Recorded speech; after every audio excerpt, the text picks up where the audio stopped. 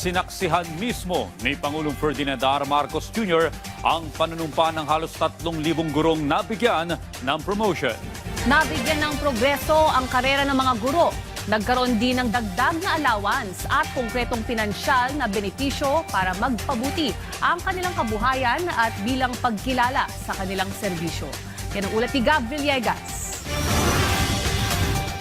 Nanumpa ngayong araw ang nasa 2,700 mga public school teachers at school leaders mula sa National Capital Region sa kanilang mga bagong pwesto. Sinaksihan ito ni Pangulong Ferdinand R. Marcos Jr. na pinangunahan ni Education Secretary Sani Angara ang seremonya. Ang mga guro ay nanumpa para sa kanilang posisyon bilang mga Teacher 3 hanggang 7, Master Teacher 2 hanggang 5 at Principal 2 hanggang 4. Sa kanyang talumpati, kinilala ng Pangulo ang matinding sakripisyo na ginagawa ng mga guro para sa bansa. Hindi lamang anya sa loob ng silid-aralan natatapos ang kanilang mga ginagawang tungkulin. Kung minsan, pag uwi ninyo sa gabi, imbis na magpahinga, nakatutok pa kayo sa paggawa ng lesson plan, pag-check ng mga papel at saka mga assignment. Kayo rin ang tumatayong pangalawang magulang para sa ating mga estudyante at gumagabay sa ating mga kabataan. At kapag kailangan ng bayan, kayo ang nagbabantay si presinto pa tuwing eleksyon at pag nagpupunta sa bawat bahay para sa mga census activities. And for that, this nation is grateful to you all.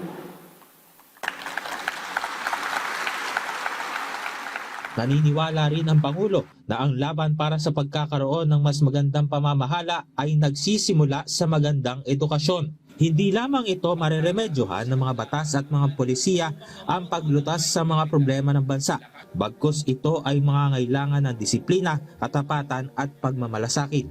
Sa bawat batang natuto ng tama at mali, sa bawat kaalaman na naibabahagi dito nagsisimula ang pagbabago. At kayo, ang ating mga guro, ang humuhubog nito. While the family is our first school, the classroom is where the values are put into practice in a larger context.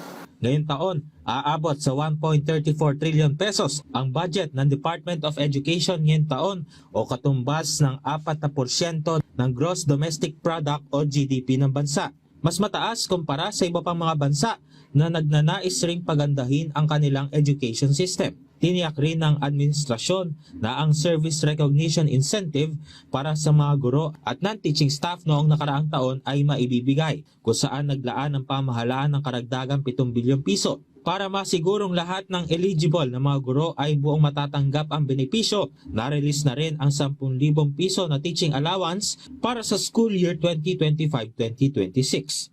Inilabas na rin ang guidelines para sa pag-release ng 7,000 pisong medical allowance noong 2025. Patuloy rin ang paglikha ng mga bagong teaching positions at pagbawas sa paperwork ng mga guro upang mapagtuunan nila ang pagtuturo. Nais ng administrasyon na wala na ring guro ang magre-retiro na nananatiling teacher 1 ang pwesto.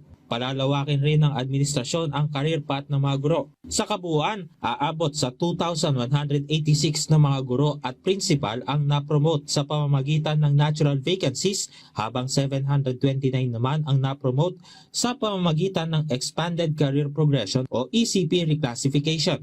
Isinagawa ang promotion ng mga guro sa pamamagitan ng fast-track process na pinagsama ang appointments mula sa natural vacancies at position reclassification sa ilalim ng Expanded Career Progression o ECP framework. Dahil dito, masaya si Teacher Ami na napromote siya mula sa pagiging Teacher 3 patungong Teacher 6. Nag-try lang po ako magpasa ng mga forms na mga requirements and na-approve po ako na Teacher 6.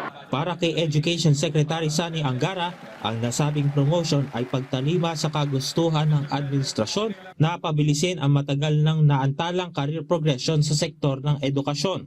Pagka na-promote sila, kinikilala yung skills nila in teaching, tapos siyempre gaganahan din yung tao pag magturo kapag na-promote siya. So kitang-kita natin ngayon pa lang ang sasayaran ng ating mga teachers.